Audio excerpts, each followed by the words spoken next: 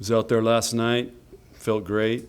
It's a great setup, and a lot of people have been working really hard. I live downtown here. The lights are on all night, so they've been working really, really hard. And everywhere you go in town, everywhere you go, the people are talking about this. So it's pretty exciting, and looking forward to it. Be interesting to see how practice goes tonight. I think that's my biggest anticipation is how will we play out there, because I walked out there. I actually had to go measure the court because I thought they messed it up. It was too small, because out there it just looks smaller than when it's in Devaney. So, but I walked it off. It was accurate. But anyway, here we go. It's still really, like last night I started feeling like, okay, this is really going to happen. But to see that place packed is, there's no way to prepare for it. And then all the hype, the tunnel walk.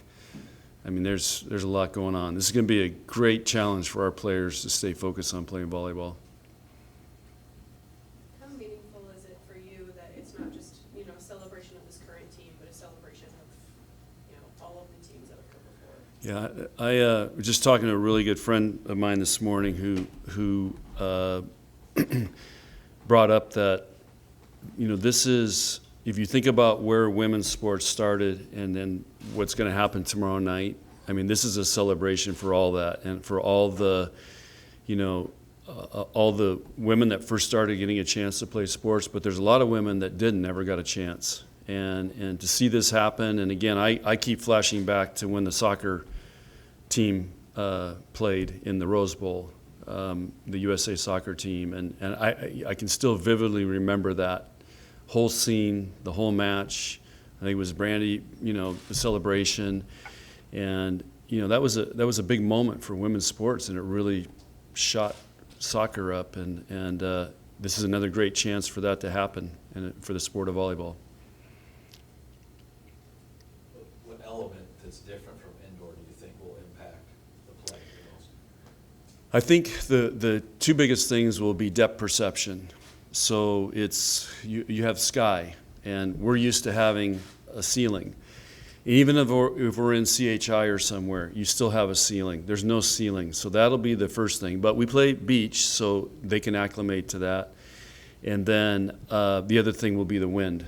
And the wind forecast sounds really good, but there'll be some little swirls and stuff in there, and just kind of being mindful of that. But other than that, the other thing is that, the benches are off the stage, so everything's pretty far away, because they made that stage really big just to make sure nobody could run off of it and fly out there. So there's a court area, and then once you leave that, there's another, I don't know how many, 20, 30 feet of stage, but the play's dead once you leave the Terraflex. So if somebody's like Laney Choby's really flying out there, she has room to slow down before she would go off the stage.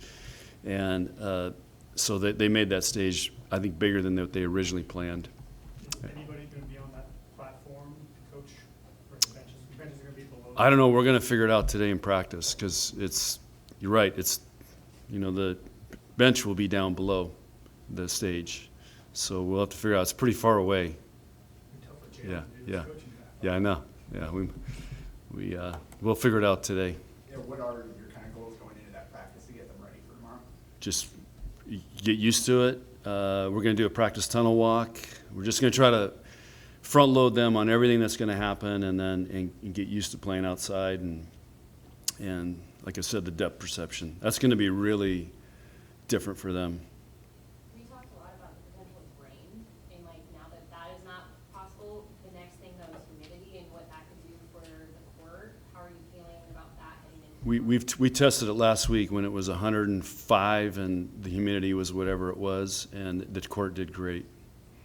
So it's no worries there, and no worries with rain. And the only other thing I was worried about was smoke, because I think we're under a health warning or something. So hopefully that doesn't factor in, but Is core communication a concern tomorrow night with so many people, and who's one Husker you won't have to worry about being loud on the court tomorrow night? Well, Laney will be one, and Lindsey Krause's very vocal, and Merritt. So we got our talkers out there those guys will make sure. But you're right, it could be, yeah, it'll be interesting. Also, I know in Devaney, I need to get on our fans. On Devaney Sunday, it was Matt Coatney made a great line. He says, "I feel like I'm watching a golf tournament. We're putting on the 18th of the Masters." It was so quiet in there. So our fans need to step it up. That's one of the reasons Sunday was such a weird match. This is still a regular season match, part of the grind of going for a Big Ten title, going deep in the postseason too. I mean, what do you hope the players take from this event that they can carry forward to have better outcomes later this season? I don't know how that'll apply because this is so different than what we normally do. But one thing is for our younger players, it's going to be. I mean, I said it feels like the Super Bowl is going on here, to me, and that's what it's going to feel like to them, or a Final Four, maybe even on Final Four, like even times 4. So just being a part of a big event and all that goes with it and everything going on, I think that's what it's going to prepare them for, is next time this happens or we get to a Final Four, they're going to be used to the show that goes on besides the volleyball match and all the attention and everything that goes with it. How will you guide your players with this tomorrow, John, in terms of trying to soak it all in and understanding what they're a part of, but then also trying to win a volleyball match too? Yeah, I don't know. I'm just trying to own each moment. You know, just how are we gonna? Because it's all new to me too. You know, I haven't been through this, so just trying to take advantage of it. Make sure we kind of prep them on as much as we can that we know, and there's going to be some stuff that we can't. But I can tell you this: I did have this thought yesterday when I was down. You were out there filming, and I'm like, this is as close as I'm going to be being the head football coach in Nebraska playing down here. This is going to be awesome. This is what it's going to feel like for Coach Rule in a couple of weeks. So that was actually like flowing through me. Like this is what it's going to feel like to be a football coach. Do you have anything on your kind of to-do list tomorrow? Make sure you kind of have that full experience and take advantage of the moment? No, I haven't thought that far yet. Trent's kind of talked about in the past about how he wants to use this building for more than football. I mean, depending how everything goes tomorrow night, would you want to do this again, or you have to maybe have an answer tomorrow night? That'd be something to think about down the road. I'm not sure this is something you do every year, but it's a great idea, and it could be a great example for other things that could happen. Maybe it's basketball, maybe softball plays down there, maybe soccer, maybe more concerts. So I don't know. Maybe we have a PBR rodeo in here. That'd be awesome.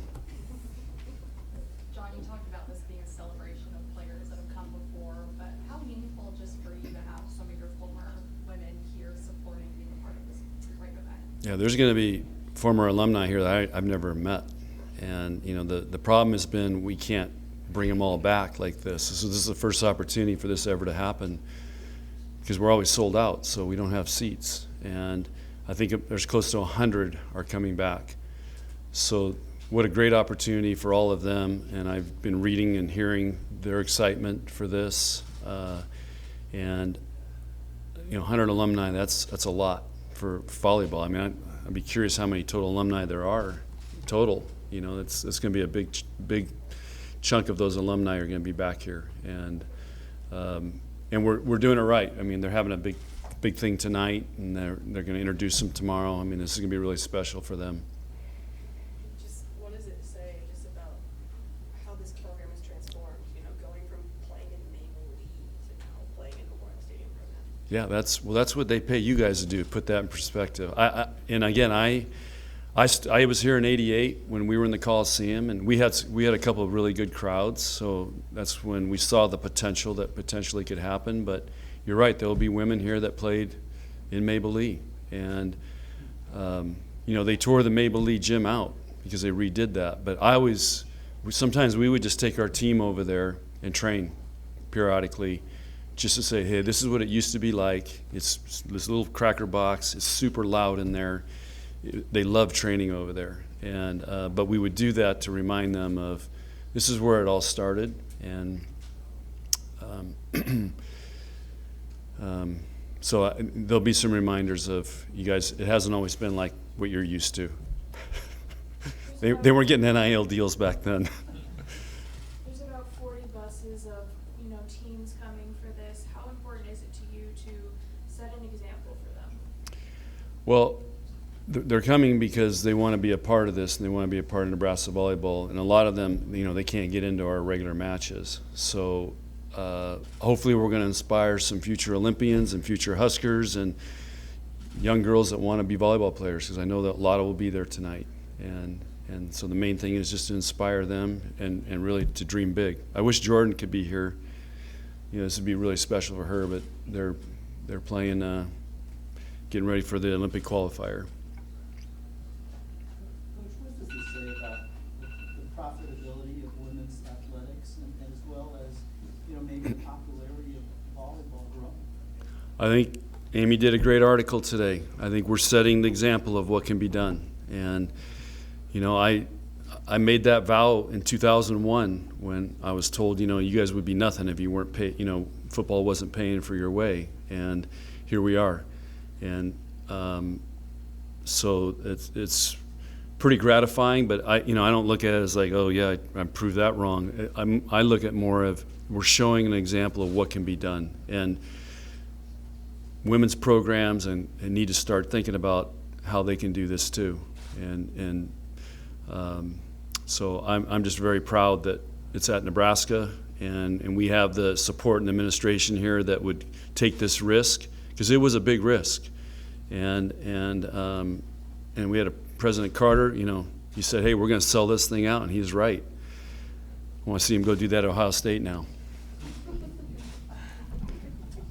By the way, I love the guy, Slapshot. I call him Slapshot. That was his flying name, Top Gun.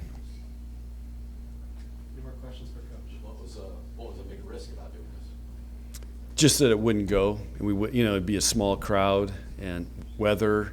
It was a huge risk. How could we set up a stage? How could we do that? And we originally talked about it. We was like, we just put the Terraflex on the field. Well, there's a 9-inch hump in the middle of the field. You can't play volleyball, going sideways or downhill. So there's a lot that's gone into this, and guys could do whole stories on just the preparation that went in. I was down last night talking to the guys that are setting this up, and they're also doing Zach Bryan over in PBA. That's what they do. I can't remember their name, but the challenges of doing this, and there's a lot of people and a lot of work that goes into this. It's not just throw out a volleyball court and let's go play. So it's a lot of things had to get done right for this to happen. What if there was rain?